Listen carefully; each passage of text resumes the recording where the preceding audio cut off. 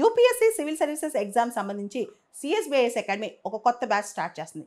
ఈ batch 1 year ఉంటుంది. ఇది బోత్ ఆన్లైన్ అండ్ ఆఫ్లైన్.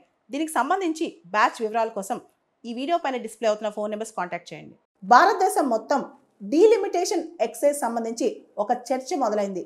ముఖ్యంగా భారతదేశంలో south Indian states Karnataka, Tamil Nadu, Andhra, Telangana, Kerala రాష్ట్రాల సీఎంలందరూ కూడా ఈ డీలిమిటేషన్ ఎక్సైజ్ సంబంధించి వాళ్ళ యొక్క వరీ ఎక్స్ప్రెస్ చేస్తున్నారు. రీసెంట్గా తమిళనాడు సీఎం స్టాలిన్ గారు ఈ డీలిమిటేషన్ ఎక్సైజ్ సంబంధించి ఈ సౌత్ ఇండియన్ స్టేట్స్ ముఖ్యంగా ఆల్ పార్టీ కాన్ఫరెన్స్ ఒకటి ఏర్పాటు చేశారు. రీసెంట్గా కర్ణాటక సీఎం సిద్ధరామయ్య గారు కూడా ఈ డీలిమిటేషన్ ఎక్సైజ్ సంబంధించి కీలక వ్యాఖ్యలు చేశారు. మన కేటీఆర్ గారు కూడా దీని మీద కన్సర్న్ వ్యక్తం చేశారు. అసలు ఈ డీలిమిటేషన్ ఎక్సైజ్ ఏంటి, దీనివల్ల ఏం నష్టం జరుగుతుంది? మనకు తెలుసు, భారతదేశంలో డీలిమిటేషన్ అనేది కాన్స్టిట్యూషనల్ ప్రొవిజన్. డీలిమిటేషన్ చట్టం ద్వారా జరుగుద్ది. అయితే డీలిమిటేషన్లో ముఖ్యంగా 2 జరుగుతాయి. ఒకటి, లోక్సభ స్థానాలు పెరగటం. రెండోది, ఏదైతే టెరిటోరియల్ కాన్సెన్సెస్ ఉన్నాయో వాటి బౌండరీస్ రీఆర్గనైజ్ అవటం అనమాట. ఏదైతే నియోజకవర్గాలు ఉన్నాయో వాటి యొక్క సరిహద్దులు మారటం. ఈ 2 జరుగుతాయి అన్నమాట. అయితే ఇక్కడ నియోజకవర్గాలు పునర్వ్యవస్థీకరణ ఇది పక్కన పెడితే లోక్సభ స్థానాల్లో చాలా మార్పు వచ్చే అవకాశం ఉంది ఈసారి. ఎందుకు మార్పు రాబోతుంది? దీనికి ప్రధానమైన కారణం జనాభా నిష్పత్తి ఆధారంగా ప్రపోర్షన్ ఆఫ్ ద పాపులేషన్ బట్టి మన రిప్రజెంటేటివ్స్ ఉంటారనమాట. అయితే మనం చూస్తే గత 40-50 సంవత్సరాల నుంచి కూడా ఉత్తరాది రాష్ట్రాలు ఏదైతే నార్త్ ఇండియన్ స్టేట్స్ ఉన్నాయో అక్కడ జనాభా విపరీతంగా పెరిగింది. ఏవైతే సౌత్ ఇండియన్ స్టేట్స్ ఉన్నాయో అక్కడ ఫ్యామిలీ ప్లానింగ్ రకరకాల ప్రోగ్రామ్స్ వల్ల జనాభా నియంత్రణ జరిగింది. అయితే జనాభా నిష్పత్తి ప్రకారం ఎంపీలు కనుక లోక్సభకి వెళ్తే నార్త్ ఇండియన్ స్టేట్స్కి చాలామంది ఎంపీలు అక్కడి నుంచి వెళ్తారు. సౌత్ ఇండియన్ స్టేట్స్ స్టాగ్నేట్ అయిపోతాయి అన్నమాట. ఇప్పుడు ఏదైతే ఆంధ్ర, తెలంగాణ, తమిళనాడు, కర్ణాటక, కేరళ వీళ్ళందరూ ఏమంటున్నారంటే మేము ఫాలో అయిన పాపులేషన్ పాలసీస్ వల్ల మాకు నష్టం జరుగుతుంది. మా తరఫున లోక్సభ వెళ్ళే ఎంపీలు చాలా తక్కువ మంది అవుతారు. దీనివల్ల లోక్సభలో నార్త్ ఇండియన్ స్టేట్స్ యొక్క డామినేషన్ ఎక్కువ ఉంటుంది. యూపీ కానీ, బీహార్ కానీ, హర్యానా కానీ, రాజస్థాన్ కానీ వీళ్ళ యొక్క పెత్తనం అక్కడ ఎక్కువ ఉంటుంది. ఏ బిల్లు పాస్ అవ్వాలన్నా సరే నార్త్ ఇండియన్ స్టేట్సే డామినేట్ చేస్తాయి. ఇలా సౌత్ ఇండియన్ స్టేట్స్ ఇప్పుడు ఆలోచిస్తున్నాయి అనమాట. దీనికి సంబంధించి రీసెంట్గా కేంద్ర హోంమంత్రి అమిత్ షా ఒక మాట అన్నారు. డీలిమిటేషన్ ప్రాసెస్ వల్ల సౌత్ ఇండియన్ స్టేట్స్కి ఎటువంటి నష్టం జరగదు, జరగకుండా మేము చూసుకుంటామని చెప్తున్నారు. కానీ ఎలా జరగకుండా ఉంటుంది? జనాభా నిష్పత్తిలో పాపులేషన్ బేసిస్ మీద లోక్సభకి మన ప్రతినిధులు వెళ్తారు. ఆ టైంలో నార్త్ ఇండియన్ స్టేట్స్కి ఎక్కువ లాభం జరుగుతుంది కదా. ఇది సౌత్ ఇండియన్ స్టేట్స్ యొక్క బాధ అనమాట.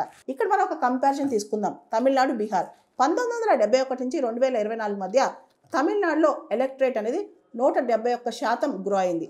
అదే బీహార్లో అంటే యునైటెడ్ బీహార్, జార్ఖండ్తో కలిపి 233% గ్రో అయింది. ఇప్పుడు తమిళనాడు నుంచి, బీహార్ నుంచి జనాభా నిష్పత్తి ప్రకారం లోక్సభ స్థానాలు తీస్తే కనుక బీహార్కి గణనీయంగా పెరుగుద్ది, తమిళనాడు స్టాగ్నేట్ అయిపోద్ది. ఇది తమిళనాడుకి నష్టమే కదా. ఇదే తమిళనాడు ఇప్పుడు అడిగే ప్రశ్న అనమాట. సో బీహార్ నేను ఒకే టైంలో ఒకేలాగా ప్రయాణం స్టార్ట్ చేశాను. నేనేం చేశాను? జనాభా నియంత్రణ చేశాను. మరి బీహార్కి ఎక్కువ జనాభా ఉన్నారు. మరి బీహార్ తరఫున లోక్సభకి ఎక్కువ స్థానాలు వెళ్తాయా? నా తరఫున తక్కువ స్థానాలు వెళ్తాయా? నా తరఫున తక్కువ వెళ్తే నాకు నష్టమే కదా. ఇది తమిళనాడు అడిగే ప్రశ్న. ఇది తమిళనాడు ప్రశ్న మాత్రమే కాదు, కర్ణాటక కావచ్చు, ఆంధ్ర కావచ్చు, తెలంగాణ కావచ్చు, కేరళ కావచ్చు, వీళ్ళందరూ అడిగే ప్రశ్న ఇదే. డిస్ప్రపోర్షనేట్గా ఇలా జరిగితే ఎలా పరిస్థితి అని. అయితే కేంద్రం తెలివిగా ఒక ఆలోచన చేస్తున్నట్టు మనకు అర్థమవుతుంది. ఏంటి అంటే లోక్సభ స్థానాలు పెంచి సౌత్ ఇండియన్ స్టేట్స్లో ఎలా ఉందో అలా ఉంచి నార్త్ ఇండియన్ స్టేట్స్కి పెరిగేటట్టు, అంటే సౌత్ ఇండియన్ స్టేట్స్ గొడవ చేయకుండా వీళ్ళ స్థానాలు వెలికే ఉంచి ఏదైతే లోక్సభ స్థానాలు ఎడిషనల్గా పెరుగుతాయో డీలిమిటేషన్ వల్ల అవన్నీ నార్త్ ఇండియాకి ఇవ్వాలని ప్లాన్ ఏమో. ఇవన్నిట్లో క్లారిటీ కావాలి. అమిత్ షా ఏం చెప్పదలుచుకున్నారో దానిలో మాకు క్లారిటీ కావాలని చెప్పి ఈ సీఎంలు అడుగుతున్నారనమాట. అంతేకాదు తెలివిగా ఇంకొక అంశం కూడా జరుగుతుంది. ఇప్పుడు మనకి లోక్సభ స్థానాలు ఫ్రీజ్ అయిపోయి ఉన్నాయి. 1971 సెన్సస్ ప్రకారం పాపులేషన్ నిష్పత్తి ప్రకారం తీసిన లోక్సభ స్థానాలు ఫ్రీజ్ అయిపోయి ఉన్నాయి. 84వ రాజ్యాంగ సవరణ ప్రకారం 2026 తర్వాత వచ్చే మొదటి సెన్సస్ ఏదైతే ఉంటుందో దాని ప్రకారం మళ్ళా లోక్సభ స్థానాలను కదిలించాలన్నమాట. అంటే లోక్సభ స్థానాల పెంపు వీటి విషయంలో 2026 తర్వాత వచ్చే మొదటి సెన్సస్ అంటే 2031లో వచ్చే సెన్సస్ ప్రకారం జరగాలి. అయితే తెలివిగా ప్రభుత్వం ఏం చేస్తుందంటే కేంద్ర ప్రభుత్వం ఇప్పుడు మనకి కరోనా రావటం వల్ల సెన్సస్ ఏదైతే డిలే అయిపోయిందో ఎటు డిలే అయిపోయింది కదా అని చెప్పి ఆ సెన్సస్ని 2026 వరకు పుష్ చేసి ఆ సెన్సస్ ఆధారంగా ఇమీడియట్గా డీలిమిటేషన్ చేయాలని ప్లాన్ చేస్తుందేమో. ప్రపంచంలోనే అత్యధిక జనాభా ఉన్న దేశంలో మనం సూపర్ పవర్ అవ్వాలన్నింటిలో అనుకుంటున్న ఈ తరుణంలో కనీసం మన జనాభాను మనం టైంకి కౌంట్ చేసుకోలేకపోతున్నామా? ఇదే క్వశ్చన్ అనమాట. సెన్సస్ మనం చూస్తే కోవిడ్ ముగిసి 2 సంవత్సరాలు అయిపోయింది, ఇంతవరకు సెన్సస్ లేదు.